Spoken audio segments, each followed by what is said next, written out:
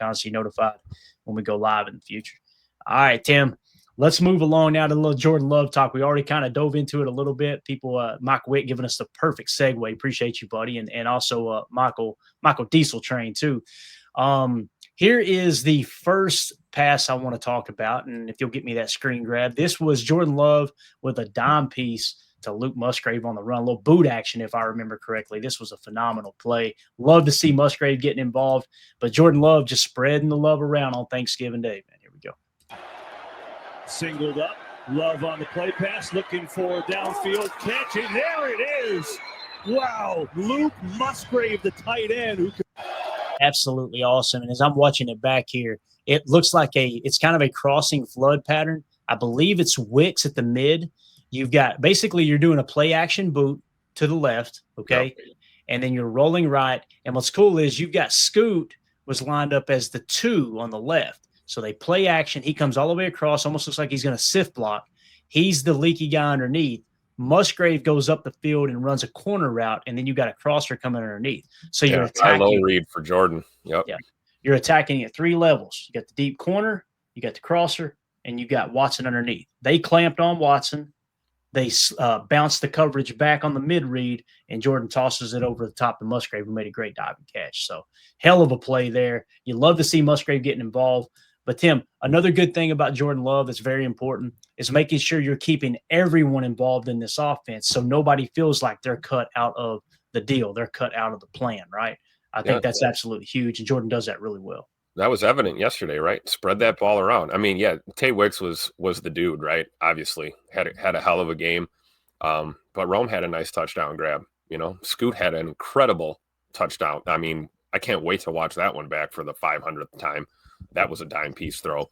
But and then, yeah, you get Musgrave involved. We had Josh Jacobs involved in a couple of pass plays. You know, this team is playing as a unit, man. And Jordan is probably looking through the same lens as Matt LaFleur is. You know, when it comes to this scheme, you know, I'm going to hit the right opening in my read progression, period. And, yeah, in crunch time, you're going to think play or not play. You're going to go to the guys that you're feeling that, you know, most comfortable with or who has the hot hand. But at the end of the day, when you're gathering intel and scheming against that defense, you're going to hit the open man. And, you know, again, like Too Old for This said, you know, you got to do your job. Guys were catching the ball this week. We didn't have drop issues. And you see what the result is, right? You know, 4 tutters on the day, right? Spread around. Got to love it. Yeah. Mike Witt in the chat with a super chat. Thank you, buddy. He says, won't be talked about much this week, but I've been impressed with Ryan as our center. Him and Belton were really moving people yesterday. Yeah, Belton, we'll talk about the snap count at the end of the show here. Belton, I mean, whether we think he's the right guy or not, I love to see the fact that a second-round pick is out there. Hey, go take your lumps now, right? Yeah. And again, we always felt like Jordan Morgan was more of a left tackle than a right guard. So this allows him to kind of let's hone that craft and get ready to replace Rasheed Walker next year. We talk about it every week, but yeah, I agree with what Mike says here. All these plays that we're playing, the sound bites to, without the offensive line, they don't happen. And I agree with Ryan.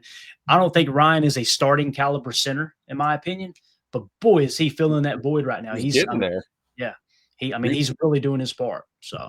Yeah, the snaps, you know, we talked about the snap issues. We had a couple of high snaps in the last couple of games, and Sean Ryan really put it together. Looked good out there. I remember that free play we had. Great job by Sean Ryan to snap that ball with that guy in the neutral zone and then back up and not make contact because, you know, they blow it dead if you make contact. So we ended up getting a free shot play out of it. So I think that was a good heads up play by our center. And I agree, Clayton. I think he's filling in really nicely considering we have no Big E out there. Yeah. And continuing this whole Jordan Love spreading the ball around, here you had Jordan Love touchdown to Romeo Doubs. Packers that would give the Packers a 17-7 lead, and that put them up currently in the middle 8. So this happened with like 2 minutes left.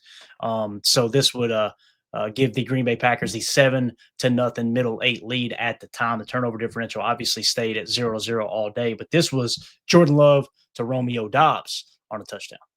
Here's Love, looking corner, throwing that way. It is caught by Romeo Doubs. Touchdown, Packers. Absolutely awesome. And again, watching it back here. So perfect just ball kind placement. To give you guys an idea, the set was Trey left with Musgrave as the tight end. Everybody's in a nasty split. Dobby was in the 1 on the left. Then you have Watson in the 2. You know they're putting extra attention to him.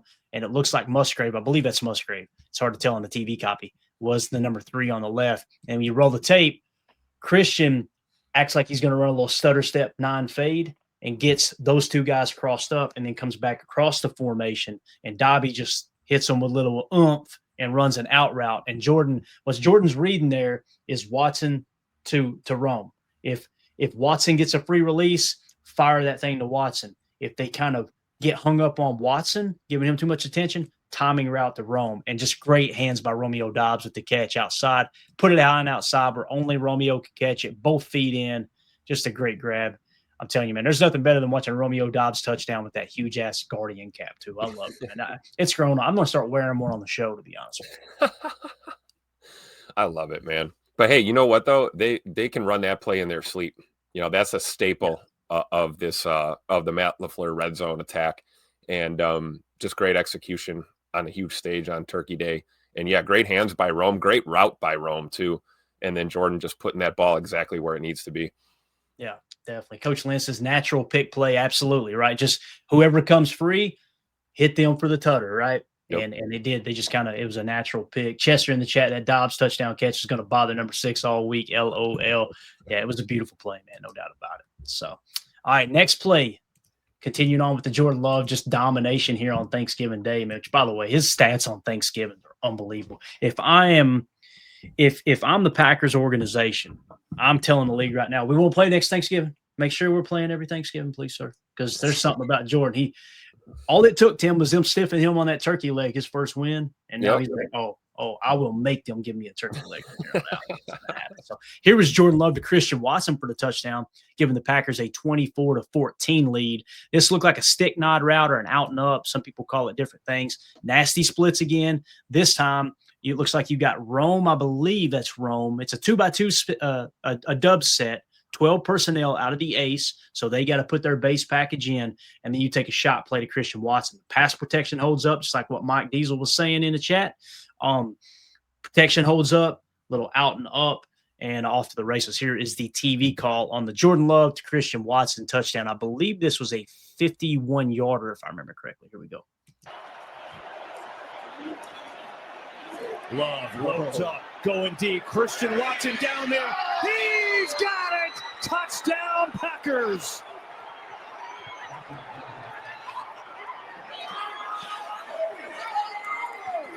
Absolutely awesome. Watching his teammates respond to him too, Tim.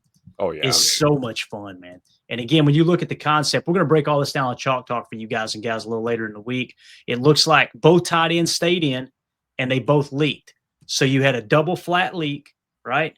And it was a play action, I believe, right? No, yeah, a little baby play action, not really. So what you had was, imagine a 2x2 set out of the ace single back set. You had the running back, Josh Jacobs, run a stab route, which is essentially a curl route out of the backfield. He's just going to go straight through the A gap and turn around, sit down. You had the tight ends chip and leak in the flat. So you got 3 options underneath, and then you got the shot play to Christian up top. And I'm trying to see what the number 1 did here real quick, because I think that was Romeo. It's hard to tell who it was. Let's see when the ball goes in the air. So, yeah, there was a double go. So they both may have run an out and up, Tim, a little stick nod route, which is basically get about 10 yards deep, run a little fake out, get them to clamp on the out, and then take the top off, right? So again, Matt LaFleur, give a little extra protection with the double chip, but you got two underneath routes on the outside. You got an underneath option with Josh Jacobs on the curl on the stab route, and then you got 2 deep plays. And, of course, you look up and go, okay, if it's single high and there's not bracket, we're going to number 9 on this one, baby. Great ball placement by Jordan, too. Like you said, perfect placement to the inside, dropped it right in the bucket at like the 1 yard line, 2 yard line, walk-in touchdown for Scoot. Great route by Scoot as well. We won't have to hear any more of Corey for a while. Receiver by 10 yards. Exactly. Mike with the super chat. Listen to this, Tim. You're going to get fired up for this one, sir. Early forecast for next Sunday, 27 degrees and snow showers. Please let a Packers-Bears snow game. That would be amazing. With the NFC North on the line, holy cow, bro. Snow flying at Lambeau. Does it get any better?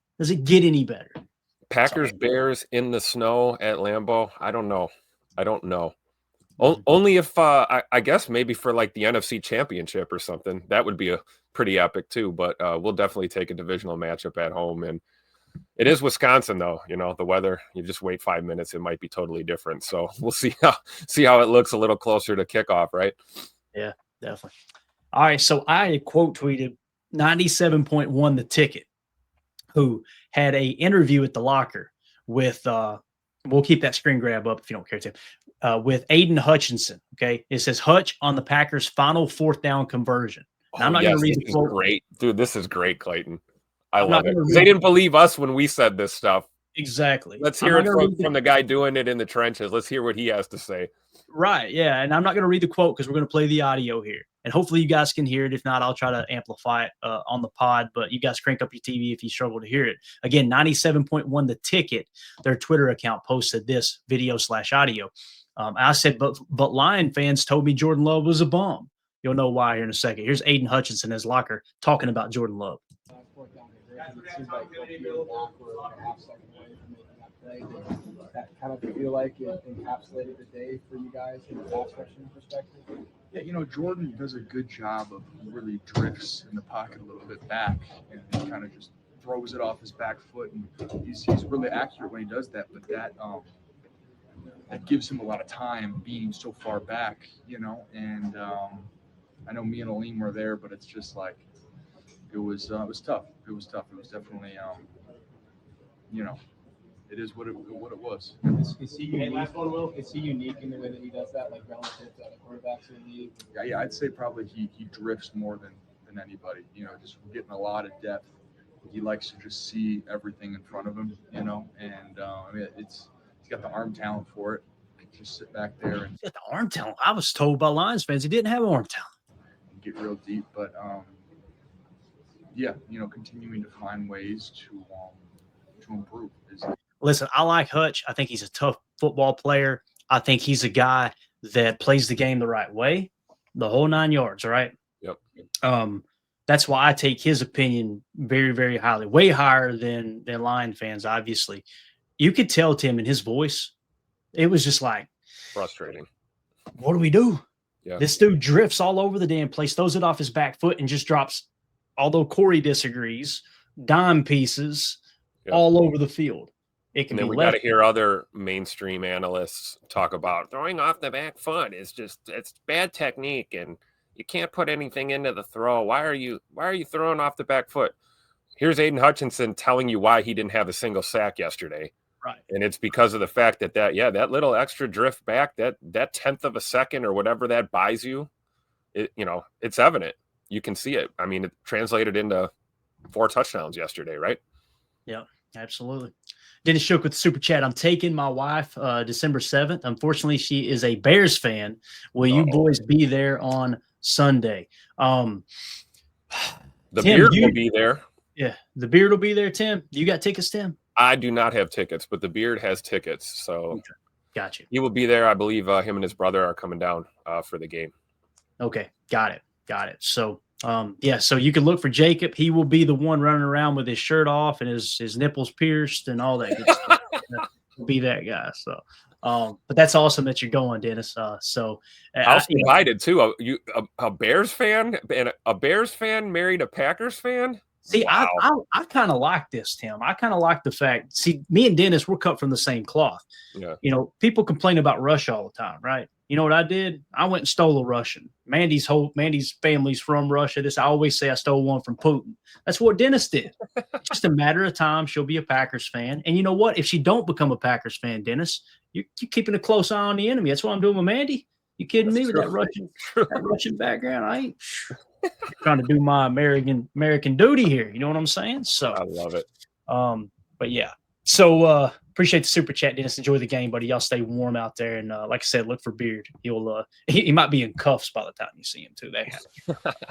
Anyway, moving along to this. So do you guys remember? And this is going to wrap up the Jordan Love talk, I believe. There's so much Jordan Love talk. I absolutely love it. You guys remember, Tim, I know you probably remember this. Remember when the Giants played at Lambeau Field and the Packers beat them in the playoffs and Odell Beckham Jr. punched a hole in the wall at Lambeau? in the locker room. And the meme went around where they had taken a picture of the actual hole and somebody put Aaron Rodgers' face staring through. Looking through. Yeah. So this account tweeted out, and listen, this is a comedy account here. Okay. I don't think this actually happened, which is funny. Lions fans like, this didn't happen. I know, buddy. And Jordan Love wasn't actually looking through the wall either. Okay. I did that. So just so we're all on the same page. That belt to ass happened though yesterday. That definitely happened. So this guy tweeted out, Lions head coach Dan Campbell reportedly put a hole in the wall inside the Lions locker room after getting beat by the Packers. And I quote tweeted it and that's the actual hole that OBJ punched at Lambeau Field. So I just put Jordan Love creeping through. They lost their minds. This thing took on a life of its own. It's got 186,000 views. And what's funny is on the original tweet here, I commented the same thing, and it's got 100,000 views there. So they are mad. And again, there's the original that we talked about, right? Where Aaron's kind of peeking through, like, you just punch a hole in the wall, dude. What are you doing? Like they're as if the locker rooms were back to back, like in the old high school days, right, Tim? But obviously not the case in Lambeau. So just having some fun with it, man. Again, I thought that was hilarious. And this was Richard Johnson here, all right, with only 1,800 follows. Obviously, this is a fake account just poking fun, but it looks pretty legit, though, don't it, with that background with the NFL logo and everything? Oh, of course. Anyway, I just love the fact that Lions fans were losing their mind. It didn't actually happen. Shut up, stupid. Shut up. And you know what? If this game would have went the other way yesterday, you guys would have been trolling the hell out of us too. Oh, absolutely. You know, if you can dish it out, you better be able to take it. So take that L, hang on to it, snuggle up with it tonight, enjoy it. Yeah. O'Day drums in the chat says Clay goes viral. Yeah, and you think if Clay goes viral, he's chasing a chicken down a back road somewhere or something. Here's right? the guy. But yeah, it's the Twitter account's wild, man.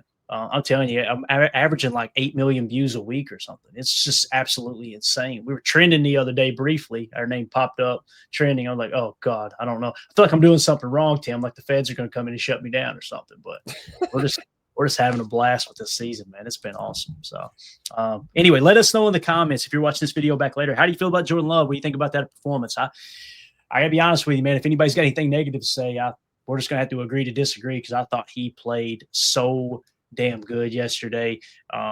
Just an awesome game, spreading the ball around, 4 touchdowns, no interceptions. I'm excited to look at the updated numbers. Imagine what his EPA is going to be. This is a perfect example of EPA and things like that, Tim.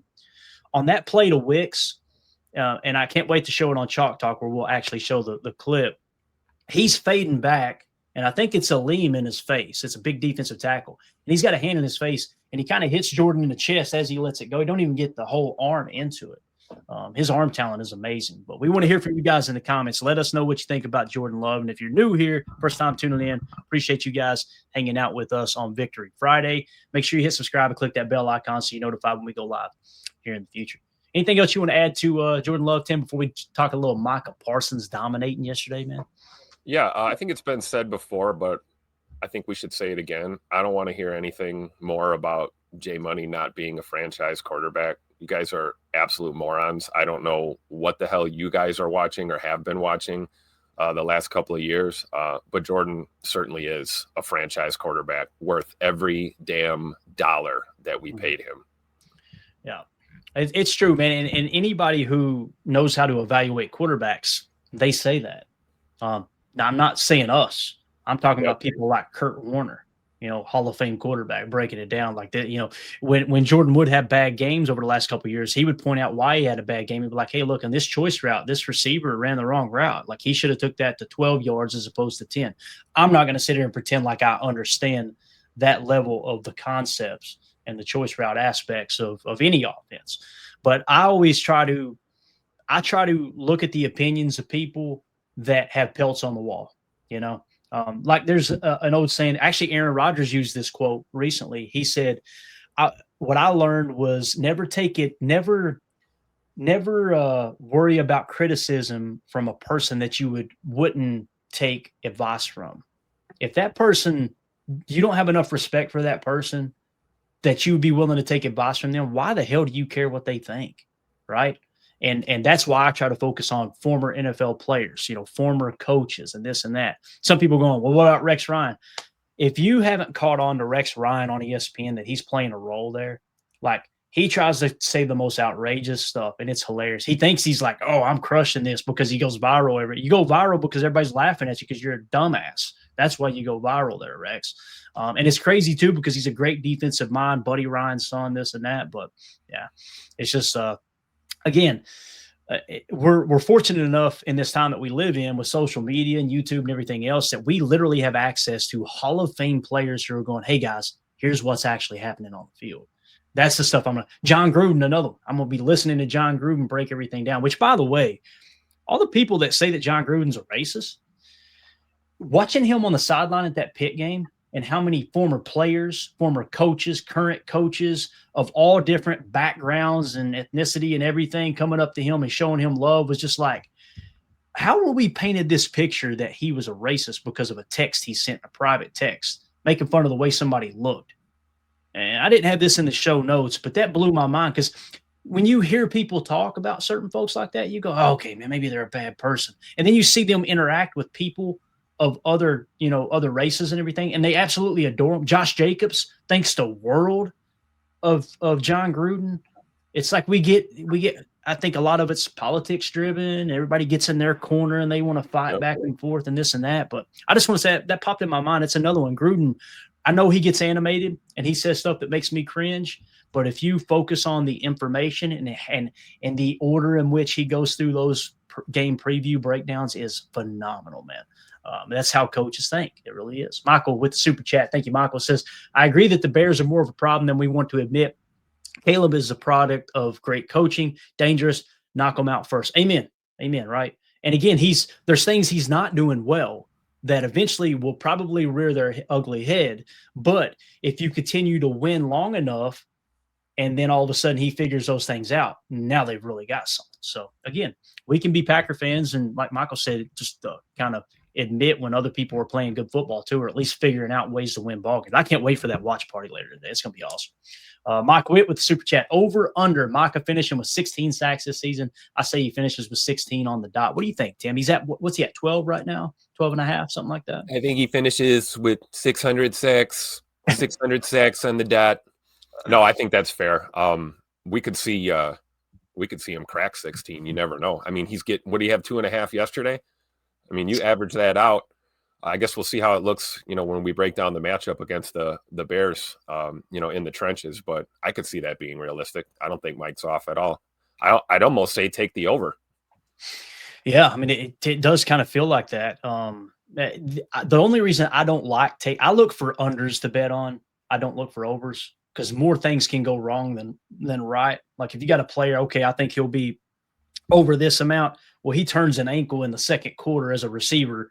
Guess what?